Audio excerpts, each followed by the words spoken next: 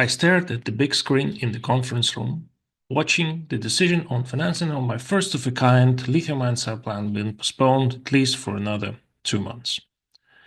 Rosatom Investment Committee has just ruled that before approving the 200 million plus US dollar financing of our first gigafactory, we needed to secure the approval of the scientific committee of Rosatom. The investment committee members remained unconvinced about the technological risks of the project, particularly about our choice of chemistry. It was summer, and with the coming August lull and everyone on holiday, it would be at least 2 months before I could get the science committee together. That if I was lucky. I'm Emin Askerov, and this is another solo episode of What's Up with Startups, a podcast where I explore tips and tactics for scaling up climate tech startups.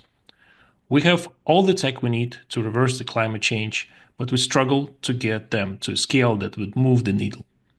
My goal is to gather and provide clear, step-by-step frameworks of scaling up climate tech from my own experience and those of the founders, investors, and consumers that I know.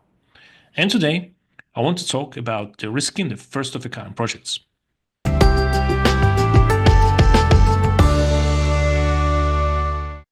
This episode is brought to you by New Energy Advancement Hub, your one-stop shop on all things about energy transition. Be sure to check them out at www.neahub.net. That's www.neahub.net. They got tons of free stuff. They got lectures, they got webinars, they got podcasts. They even have tips on how to save on your energy bill. So if you're in need of innovative research, immersive training, and dynamic ecosystem development necessary to drive your energy transition, be sure to check out www.neahub.net. Check it out.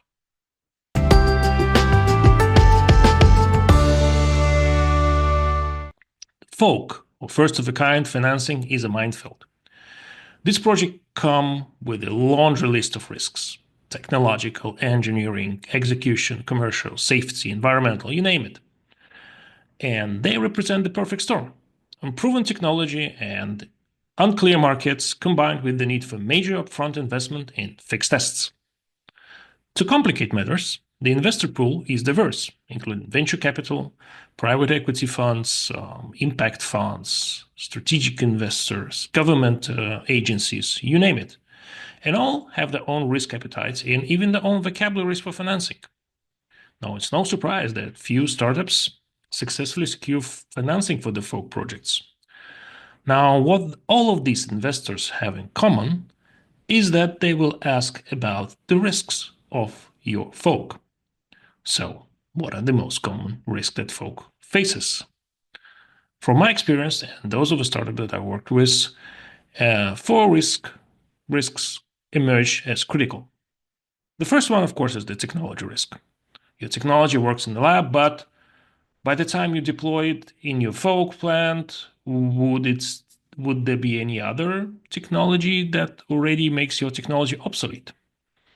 I got asked these questions lots of time and had to convince that the next 3 or 5 years, this is how long it usually takes to deploy a FOAK, your technology would still be relevant.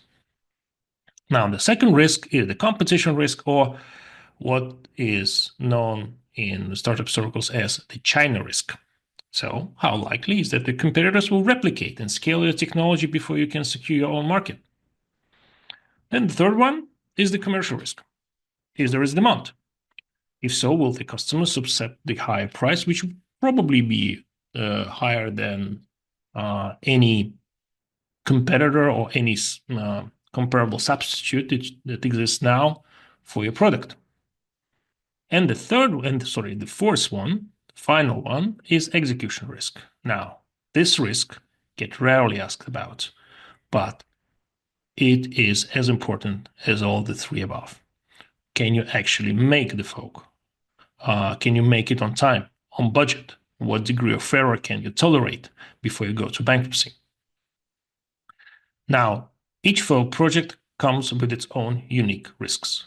The four examples above represent the challenges that I and other founders repeatedly encountered. So, what do you do about them? Now, in martial arts, like in boxing or karate, when you work on the punching bag, you are taught to aim your punches beyond the surface of the bag to deliver a powerful knockout strike. Now, this philosophy applies to preparing for conversation with FOAK investors. I don't mean to tell you to punch investors in the face. I mean to aim beyond their expectations in risk management, which means aim for the bank. Now, why that? Banks are the most risk-averse financiers. Securing your bank loan for your FOAK project is a badge of honor, signifying that you evolved from a startup to a well-established business. Now, don't get me wrong. Bank loans for FOAK are rare, extremely rare, but they're not impossible. I once worked on a project that raised $1 billion in debt for a FOAK plant. Even then, we had to address every question that the bank had about the risk that we were facing. So, whether or not you plan to seek a loan, preparing as if you are can be a really valuable exercise. Now, to identify the risks relevant to your FOAK project, the best approach is to engage with potential investors. Now, here I'm not talking about all of the risk of your FOAK projects. I'm talking only about the risks which are of interest to your investors. Now, these are not complete. Your investors will not see some other risks which you will see. So don't get me wrong.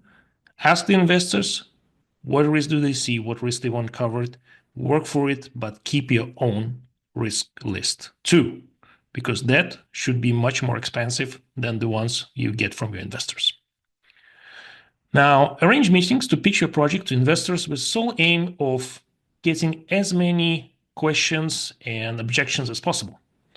Now, be upfront with investors about not providing immediate answers. This isn't the time for the debate yet. Record the objections, and then head back to the drawing board. After that, try to prioritize most critical risks, because the resulting risk list from talking to investors can be overwhelming. Now, take it easy. Your job is not to address every one of them, but focus on the most critical ones for the investors that matter. Now, the Pareto principle applies here.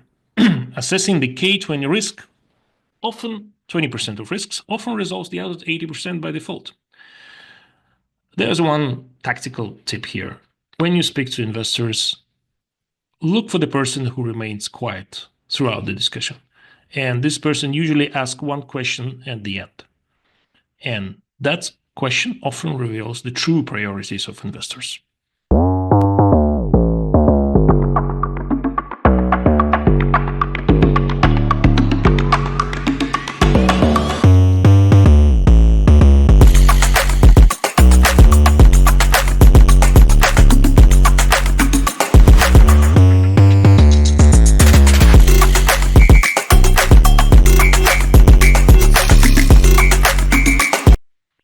Now, how to address these risks?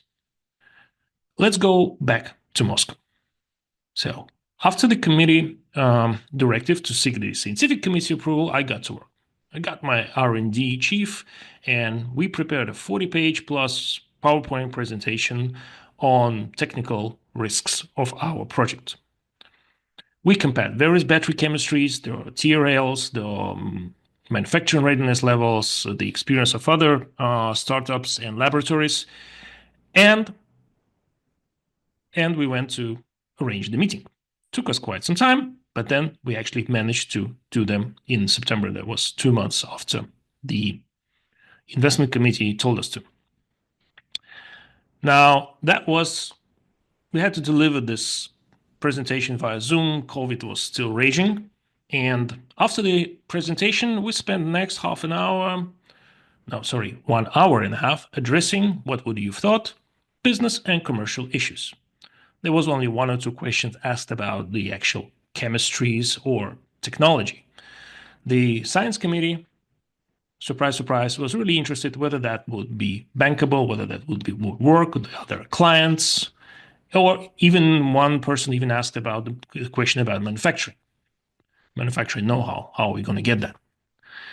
So by the end of this conversation, I secured the scientific committee approval and, as a bonus, gained unexpected training in handling questions about competition and commercial risks. So, de-risking your FOAK project is an exercise in thoroughness and adaptability. It's about understanding that each investor, from VCs to banks, has unique concerns. Your job to anticipate those concerns and come prepared with solutions. FOAK projects may represent the value of this for startups, but with the right approach, it's possible to emerge on the other side stronger, smarter, and funded.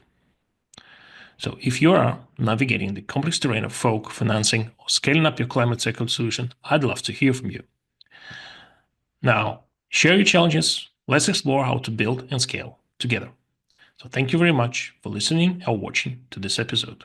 You can find more about scaling up climate technologies at www.askerov.pro.